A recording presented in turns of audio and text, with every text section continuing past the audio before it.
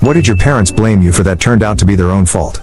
1. When I was 13, I begged my mom to let me go stay at a friend's house. Her brother was sick and I ended up catching the flu from him. My daddy was fighting. I didn't know it at the time. Congestive heart failure. So when I caught the flu, I passed it to him, which turned to pneumonia and hastened his death. In my mother's grief, she told me it was my fault he died. That if I'd not caught the flu, daddy would still be alive. I lived with that guilt for years, feeling as if I had murdered my daddy. I found out from my brother many years later, after our mother died, that daddy had worked on our pasture fence in the rain, already had the flu. I'd caught the flu from him and it went to pneumonia after, but it was the broken fence in the rain, not me. Our mother never took back blaming me. But then she also told me she couldn't love my daughter because she wasn't perfect. She has Down syndrome and leukemia. I did not attend her funeral. 2. One day when I was in high school, I arrived home to discover several, mostly empty, bottles of alcohol from my mother's liquor cabinet sitting out on the kitchen counter. Upon hearing me enter the house, my mother angrily stomped into the kitchen to demand an explanation about why her booze was missing. I had absolutely no clue, but